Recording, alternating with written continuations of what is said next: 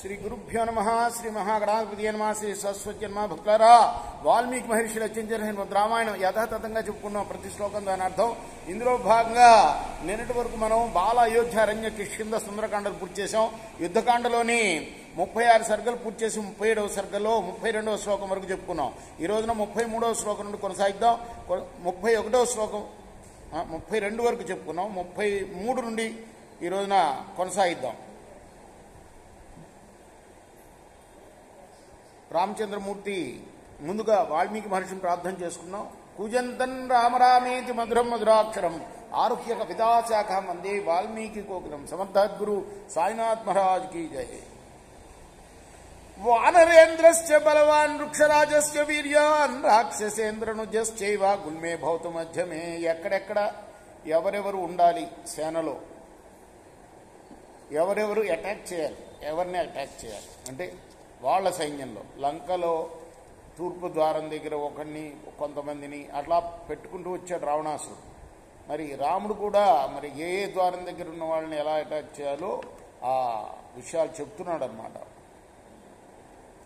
చెప్పిన తర్వాత సుగ్రీవుడు, జాంబవంతుడు, విభీషణుడు వీళ్ళు మాత్రం సైన్యం మధ్యలో ఉండాలి అని సూచించాడు. నచైవం మానుషం రూపం కార్యం హరిభిరాహవే ఏషా బహుతనః సంజ్ఞా యుద్ధేస్మిన్ వానరే బలే. యుద్ధంలో పొరపాటును కూడా ఏదో మనకు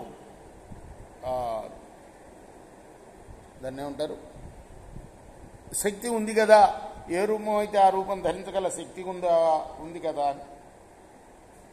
కామరూపం. వానరులు ఎవరు పొరపాటును కూడా మనసు రూపం ధరించవద్దు, ఇదే మనకు గుర్తు అని కూడా ఏర్పాటు చేశాడు రాముడు.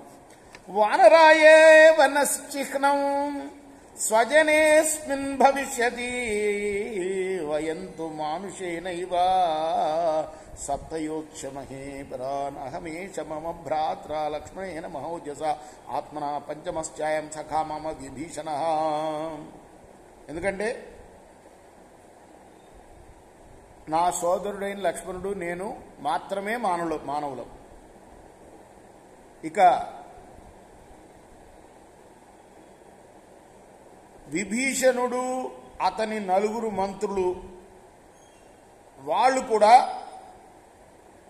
మనుష్య రూపమే ధరించాలి. ఇది గుర్తు. మనకు మొత్తం 7 ఎవరెవరు? విభీషణుడు, అతని 4 మంత్రులు 5, నేను, నా తమ్ముడు లక్ష్మణుడు మనుష్య రూపంతో యుద్ధం చేయాలి. మిగతా అందరూ వానర రూపాల్లోనే ఉండాలి. కామరూపము మనం ధరించవచ్చు కదా అని పొరపాటును కూడా మీరు మానవ రూపం ధరించవద్దు అని వానరుల్ని హెచ్చరిస్తున్నాడు. స రామ కృత్య సిద్ధ్యర్థం ఏవ ముక్త్వా విభీషణం సువేలారోహణే బుద్ధి చకారమతిమాన్ ప్రభు రమణీయతరం దృష్ట్వా సువేలస్య గిరిస్తటం. ఇలా ఈ ఏర్పాటంతా విభీషణుడితో చెప్పాడు. ఇలా ఉండాలి, ఇలా ఉండాలి, ఇలా ఉండాలని చెప్పి అందమైన సువేల పర్వతం చర్యను చూసి కార్యసిద్ధి కోసం అంటే బాగా పరిశీలించాలి లంకని అని, దాని మీదకి ఎక్కాలి అనుకున్నాడు రాముడు. తతస్తు రామో మహతా బలేన ప్రచ్ఛాద్య సర్వాం పృథివీం మహాత్మా ప్రహృష్ట రూపోభిజగామలంకాం కృత్వా మతిం సోరివధే మహాత్మా. మంచి బుద్ధిమంతుడు, ధైర్యం గల రాముడు గొప్ప సైన్యం చేత భూమినంతా కప్పివేసి చాలా సంతోషిస్తూ శత్రువధ చేయడం కోసం సంకల్పించి లంక వైపు వెళ్ళాడు. ఇది ఆర్షే ఇచ్చార్షే శ్రీమద్ రామాయణే ఆదికావ్య యుద్ధకాండే 37 సర్గ. ఇది వాల్మీకి ఋషి ప్రోక్తమం ఆదికావ్యం అయిన శ్రీమద్ రామాయణంలోని 37వ సర్గ. రేపు మనం 38వ సర్గను ప్రారంభం చేద్దాం. కృష్ణార్పణమస్తు. సాయి కృష్ణార్పణమస్తు.